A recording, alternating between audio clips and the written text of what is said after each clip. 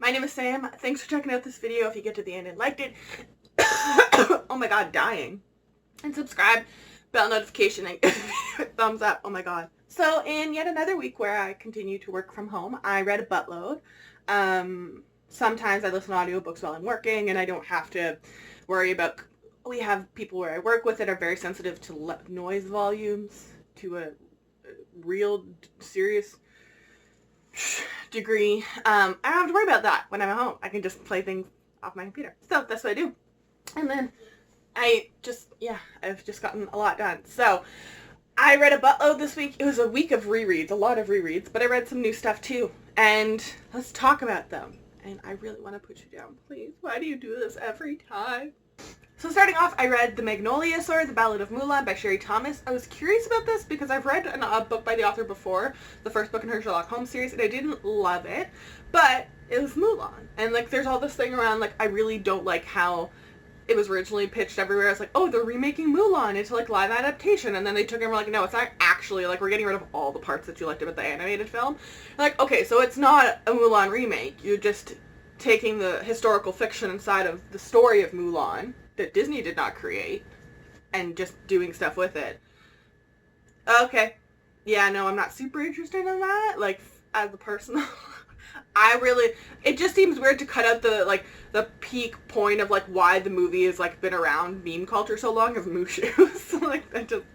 Anyways, I like this. It's an adventure. I liked the characters. I liked Mulan's voice especially.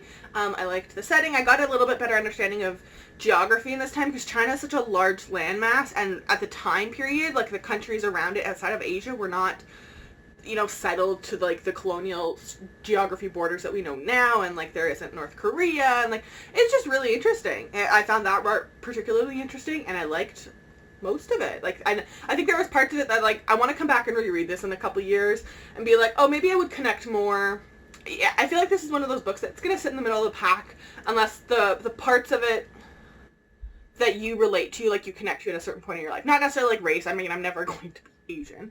But, I mean, like, I feel like there's certain parts of, like, stories that, the character can do something or have this personality trait that's highlighted or something that maybe, for whatever reason, whatever's going on in your life, you'll connect to and you'll get drawn more into. I feel like I just didn't have that in this book. So I feel like that's something that in a couple years I'd want to come back to. So I should probably just buy the book because it's actually really pretty in person. They don't sell copies of this in Canada anywhere I can find. I've found it on Book Depository, but not Indigo, not Amazon Canada. That's it. So I actually like the spine too. It's like pink and it's got all this design, but it's pink. I really like it. It's very pretty. So whenever I order off Book Depository again, I think I'll probably get it. I freaking finally read Timeless Diego and the Rangers of the Vast Atlantic. I'm not totally sure if this is a bound up of like multiples, and because it's labeled as a series online, but like that's like it came out like 2 or 3 years ago and there's like no existence of a sequel coming or anything like that. I love it. It's a middle grade book. I really liked the characters actually. So it's set in this kind of dystopian-y future-y, this like very robotic-y steampunk world, and the main character's father, he and his mom, his main character's father and mother were both part of like kind of this mass settling and like separating of the other world with this world, and this world is better and safer and blah blah blah. And then all of a sudden like there's this mass kidnapping of all the engineers in the town, and they're trying to find out exactly why, and the families, and they hire rogue pirates, and there's just this weird chase to find the parents at the end, and the cast kind of grow together. They're not all necessarily best friends by any means. I really liked it. I think the story itself was good, but it was really, really elevated by all of the illustrations.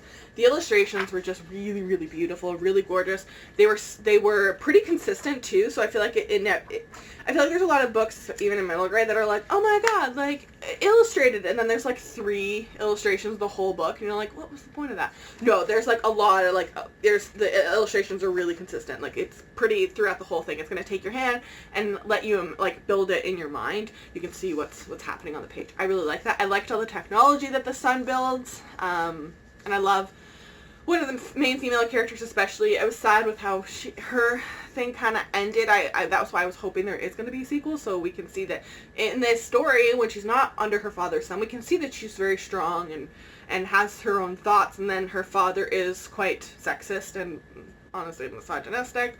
And then when he comes back into the picture, he's like, no, I'll tell you what to do. Don't worry, honey. I know your small little feeble brain as a woman. I'll fix it all for you. And the main boy is like, no, that's fucked up. Don't let him do that to you. Come with me. We'll get you on your own 2 feet. We'll make sure that you get to do what you want to do. So I hope there is a sequel. It's so heavy because of all the painting or the pictures in here. But I'd actually really highly recommend this. It was a really fun middle grade. Really, really fun. Then, because I'm a loser, I reread all of these books. So starting off, I did a reread of The Light Between Worlds by Laura Weymouth. This was on my TBR at least. I'll tell myself that. I wanted the feels. It still makes me think, question all tons of stuff, and like what part of the world makes you happiest and where your home is versus like where you're born and all that stuff. Laura Weymouth has such good books. I also reread the first 3 books of ACOTAR, and I want to say something, because when I first read A Court of Wings and Ruin, this is the first time I've reread The Court of Wings and Ruin, I was like, ugh. We do the trope, like something Mass seems to be a fan of in like the whole series, not just A Court of Wings and Ruins, is like the bringing back to life, like from death to life, whatever the magic power be. And at the end I was like, really? Like, are we really... Like, I loved this character, but are we really gonna do this again? But now that I've read all 3 back to back, it's actually a kind of nice parallel with how everything goes at the beginning. I didn't actually notice that, and it didn't register in my brain the first time I read it, so I just want to acknowledge that. Like, I kind of take back the, like, oh, that was just so easy. I'm like, oh no, it was, like, literally, it's connected to what happens at the beginning, or at the end of the first book, like, they're tying all these books together. And also, I just wanted to reread them because A Court of Mist and Fury is, like, one of my all-time favorite books, and you can't appreciate it unless you read Thorns and Roses. But the first half, especially of Wings and Ruin, is so damn good when Tamlin gets, like, just, like, the world pulled over his eyes. I love it so much. So much after Mist and Fury and everything that happens with the Night Court and everything.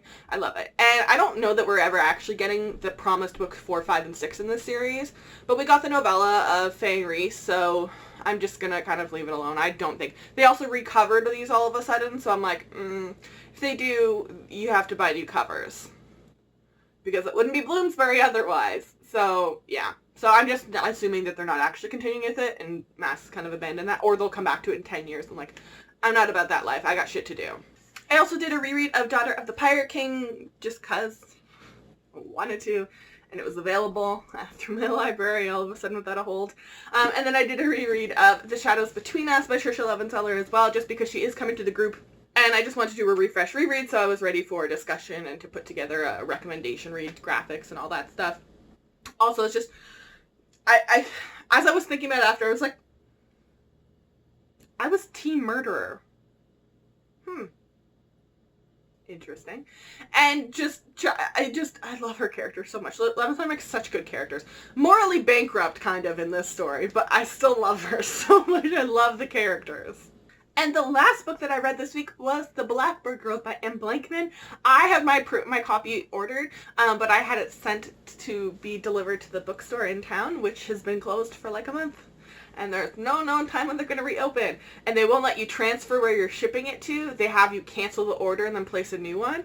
So I would lose the sale and the bonus plum points. So I'm like, I got the audiobook pre-ordered. I'll listen to the audiobook, and then when my physical copy shows up, it shows up and I have it. So, yeah. The Blackbird Girls by M. Blankman. This is one book that was one of my most anticipated reads for this year. I absolutely freaking love A Prisoner of Night and Fog, which is her YA duology set during in Germany during World War II, which I kind of want to reread now that I've read this. But this is a little bit different geography and a little bit different time period, still pretty close to it. So it is set during the Chernobyl meltdown, and our main cast lives in that community. Their fathers work for the nuclear plant, and it's their life after they have to evacuate because they took their time and a bunch of people got sick because it was the Soviet government, because they didn't want to admit something was wrong. A bunch of people died, and so the families were just essentially displaced. They had to leave.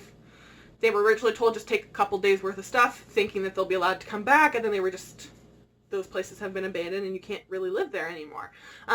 So these girls, through a series of events, end up in Leningrad with the main character's grandmother, who she's never really had connections with, and we find out why. And so it's really this interesting discussion on religion, especially in the fact that in a lot of these dictatorships places, they're like, oh, religion doesn't exist. And you're like, okay, well, that's kind of messed up that you force people to do that. But if in that situation, then people can't discriminate against other people because of their religion, that's good. Well, no, we still are very anti-Semitic. And unfortunately, Russia, that is a big part of their history still, is anti-Semitism. So it was really interesting that we have this perspective of someone who was brought up to be anti-Semitic and interacting finally with this Jewish person, and being dependent on this Jewish person and seeing all of the stuff that they were taught under this anti-Semitic gauze isn't actually true. I do want to insert this here, that there's a trigger warning for emotional and physical child abuse, and it is definitely a middle grade. It's not like immensely, graphic compared to like some other books, but it is very much there. It's kind of hard to read at certain points, and you feel incredibly bad for the kid. And it's this concept of safety is something that kind of kept coming up nonstop. And this concept of family, who your family is. So it was just really wonderful. It is very much centered on the friendship of the two girls. And it runs these parallel lines between life in Soviet Russia during the Chernobyl meltdown, I shouldn't say Soviet Russia, in the Soviet Union, because they go through a couple different provinces, as well as someone's story, and we find out who it is eventually, someone's story during the Holocaust. Being on the road, being Jewish, and what it is like to be on the receiving end of anti-Semitism and the dangers of that versus what's going on at that time period in Soviet era. So it's very, very interesting. It deals with a lot of difficult topics. I absolutely loved it. I loved just the detail paid to all of the government policies and what the government did and didn't do and how they failed in certain areas, because I feel like we don't talk a ton about that when we deal with Chernobyl. And like the ending, the author's note especially, was really interesting. I didn't know they had built like a casket sarcophagus dome really recently over that meltdown because they couldn't properly get one up this whole time. So that was fascinating. It seems weird to me that people go to Chernobyl as a tourist site. That's just a little bit messed up to me. And yeah, all of the just like kind of the trickle effects that had happened. It was fascinating. And yeah, so I would really, really highly recommend this book. It did not disappoint, and I cannot wait to see what else Anne Blakeman comes out with. So those are all the books that I read this week. Let me know in the comment section down below what you read this week. I'd love to know. What's coming up next week? Hopefully I'm reading Slay by Brittany Morris. Hopefully Dark Shores by Danielle Jensen. I want to get started on Crescent City. Hopefully Thorn. We'll see. That's the game plan for now. So I will link all of these books in the description box down below. I will also link all of my social media. If you follow me, I will follow you back. And, yeah, have a good week. Stay the hell inside. If you don't need to go out, don't go out. Thanks.